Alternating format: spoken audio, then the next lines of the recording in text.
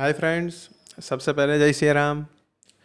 आज हम लोग पढ़ेंगे standard 12th commerce English medium subject economics और उसका एक टॉपिक इंडिकेटर्स ऑफ डेवलपमेंट, जिसको हम बोलते हैं विकास के निर्देशक, जो हमें बताता है कि विकास कितना हुआ है, विकास की मात्रा क्या है। और यहाँ पर विकास का मतलब क्या दोस्तों?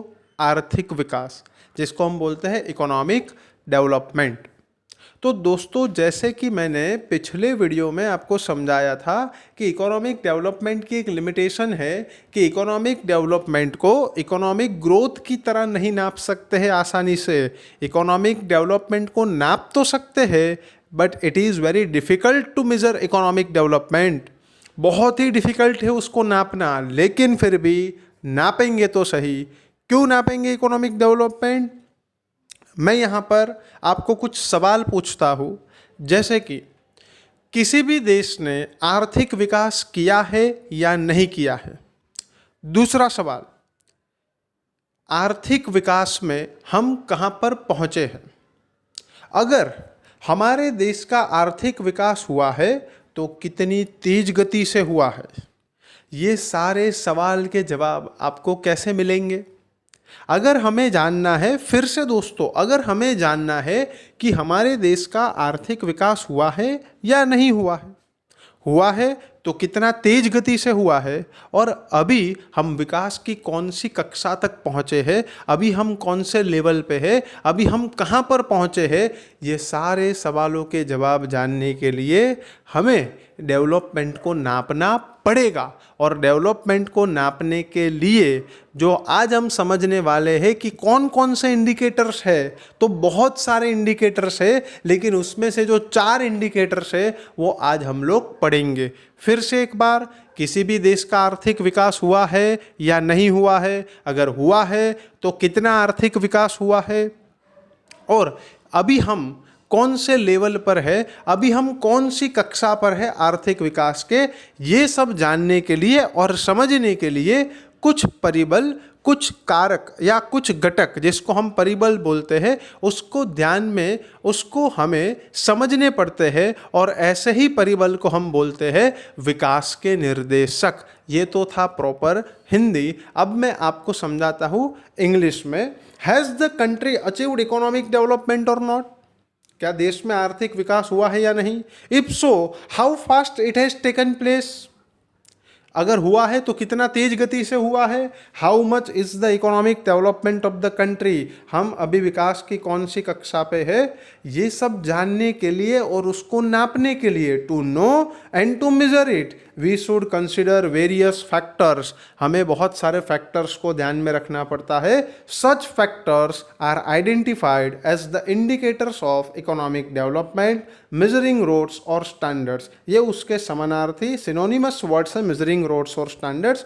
यही फैक्टर्स को हम बोलते हैं इंडिकेटर्स ऑफ इकोनॉमिक डेवलपमेंट, आर्थिक विकास के निर्देशक। अब दोस्तों, ये इंडिकेटर्स कैसे होने चाहिए? अगर आपको जानना है कि विकास कितनी तेज गति से हुआ है, हम विकास की कौन सी कक्षा पे पहुँचे हैं, तो ये इंडिकेटर्स होने कैसे चाहिए? ये इंडिकेटर्स ऐसे होने चाहिए जिसको हम नंबर में प्रेजेंट कर सके। नंबर में इसलिए प्रेजेंट कर सके कि हमें पता चले कि हम विकास की कौन सी कक्षा पे पहुँचे हैं, और दूसरे देशों के साथ हम उसकी कंपैरिजन कर सके। रिलेटिव प्रोग्रेस हम लोग देख सके कि दूसरे देशों की कंपैरिजन में अभी हम कहाँ पर है और हमें कितना आगे बढ़ना है। पहले हम कहाँ पर थे, अभी हम कहाँ पर है, और हमें अभी आगे हमें कितना रास्ता तय करना है। तो इसलिए ये इंडिकेटर्स, ये जो इंडिकेटर्स है, ये नंबर में प्रेजेंट होने चाहिए। दूसरी बात कि ये जो इंडिकेटर, जैसे थर्मोमीटर हमारे बॉडी का टेम्परेचर बताता है, वैसे ये जो इंडिकेटर है, जैसे थर्मोमीटर हमारे बॉडी का टेम्परेचर बताता है, वैसे ये जो इंडिकेटर है ये डेवलपमेंट बताता है कि किसी भी देश में डेवलपमेंट कितना हुआ है। These indicators which measures the rate of economic development and its extent can be presented in numerical and statistical terms। ये indicators ऐसे होने चाहिए जिससे हम इकोनॉमिक डेवलपमेंट नाप सके और न्यूमेरिकल टर्म्स, नंबर्स में हम उसको प्रेजेंट कर सके। Through this indicators a comparison of two countries and two time periods can be done. ये इंडिकेटर्स के जरिए दो देशों की और दो समय के बीच में, मतलब पहले हमारा डेवलपमेंट कितना था, अभी हमारा डेवलपमेंट कितना है, तो दो देशों के बीच में या दो समय, उसके बीच में हम कंपैरिजन कर सकते हैं इस इंडिकेटर्स की मदद से। Just as thermometer measures the changes in the temperature of human body and records it, development indicators measures the countries development. जैसे थर्मोमीटर हमारे बॉडी के टेम्परेचर को नापता है, वैसे ये डेवलपमेंट इंडिकेटर्स हमारे देश के विकास को नापता है। Some of the indicators of economic development are as follows. दोस्तों, बहुत सारे इंडिकेटर्स है डेवलपमेंट नापने के लिए, लेकिन जो मेन 4 इंडिकेटर्स है, जो ज़्यादातर दुनिया की गवर्नमेंट जिसका इस्तेमाल करती है, वो 4 इंडिकेटर्स हम लोग यहाँ पर समझेंगे।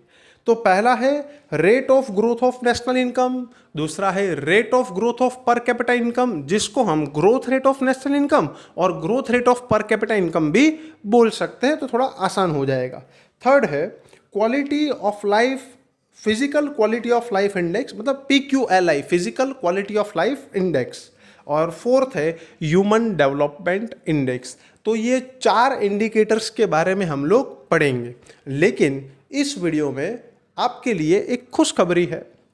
क्या खुशखबरी है? Bye one get one free.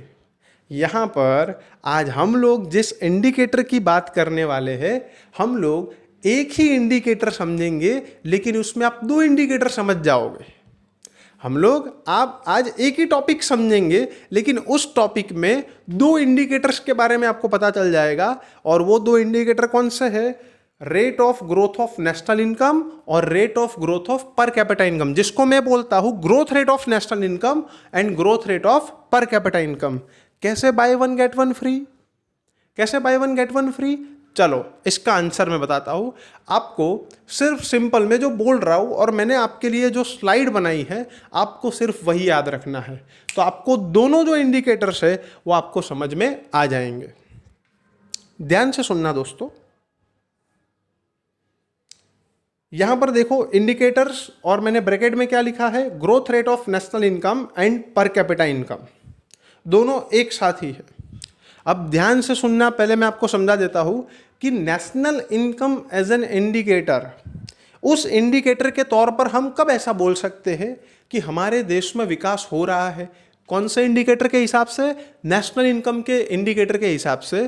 तो जब किसी भी देश की नेशनल इनकम लंबे समय तक कंटिन्यूअस बढ़ती जाए, तो हम ऐसा बोल सकते हैं कि उस देश में इकोनॉमिक डेवलपमेंट हो रहा है। जब किसी भी देश की नेशनल इनकम, जब किसी भी देश की राष्ट्रीय आय लंबे समय तक लगातार बढ़ती ही जाए, तो हम ऐसा बोल सकते हैं कि उस देश में आर्थिक विकास हो रहा है।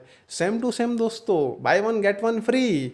जहाँ पर मैं राष्ट्रीय आय बोल रहा हूँ, वहाँ पर आपको प्रति व्यक्ति आय लगा देना है। जहाँ पर मैं नेशनल इनकम बोल रहा हूँ, वहाँ पर आपको पर कैपिटा इनकम बोलना है। तो according to growth rate of per capita income, हम कब ऐसा बोल सकते हैं कि हमारे देश पे इकोनॉमिक डेवलपमेंट हो रहा है?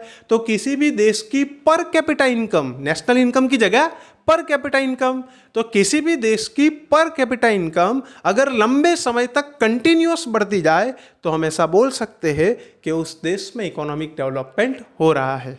देखा दोस्तों, बोला था मैंने bye one get one free, इसलिए मैंने यहाँ पर एक ही स्लाइड में आपको दोनों इंडिकेटर समझा दिए हैं। दोनों इंडिकेटर जो है वो दोनों अलग अलग है, लेकिन यहाँ पर दोनों इंडिकेटर के बारे में जो डिटेल है वो सेम टू सेम है।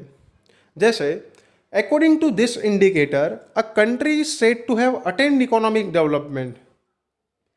किसी भी देश ने आर्थिक विकास हासिल किया है, ऐसा तब मानेंगे कब? If there is continuous increase in real national और per capita income of a country for long period of time.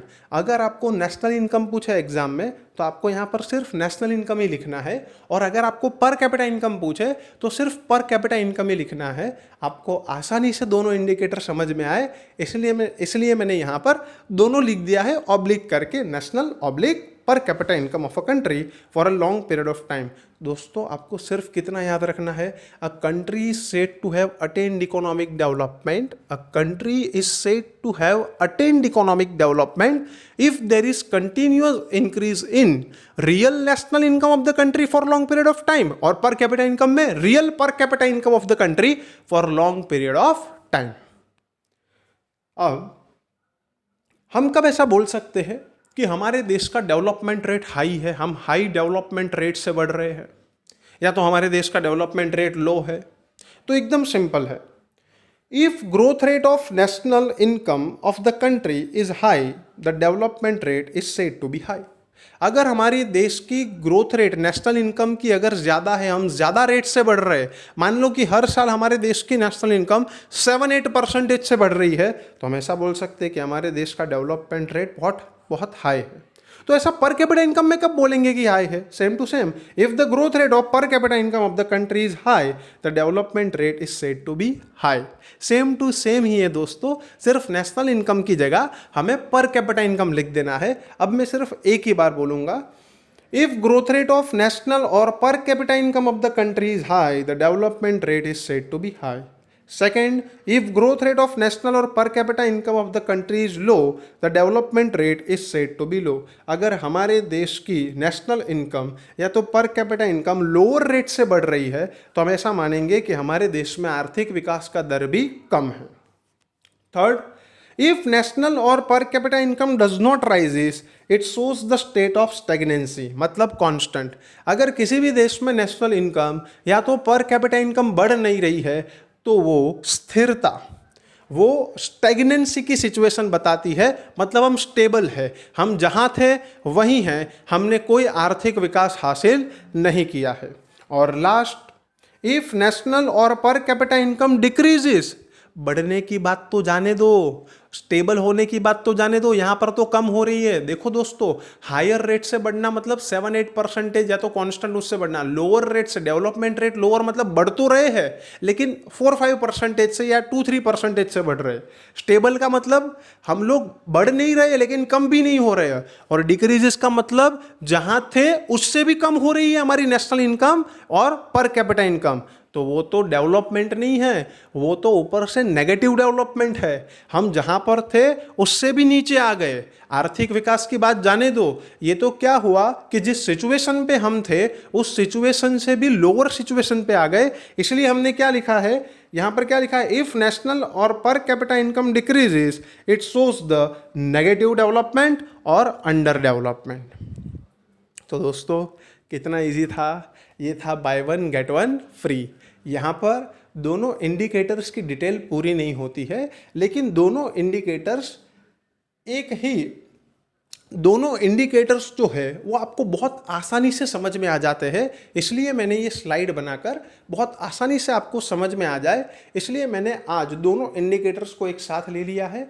दोनों इंडिकेटर्स की जो डिटेल्स है, टेबुलर एक्सप्रेशंस है, और दोनों इंडिकेटर्स की जो लिमिटेशन है वो हम लोग नेक्स्ट लेक्चर में उसको समझेंगे, नेक्स्ट वीडियो में हम लोग समझेंगे. आशा रखता हूँ आप लोगों को आज का ये वीडियो समझ में आया होगा, इंडिकेटर्स समझ में आए होंगे. कुछ भी डाउट हो कमेंट बॉक्स पे कमेंट कर सकते हो.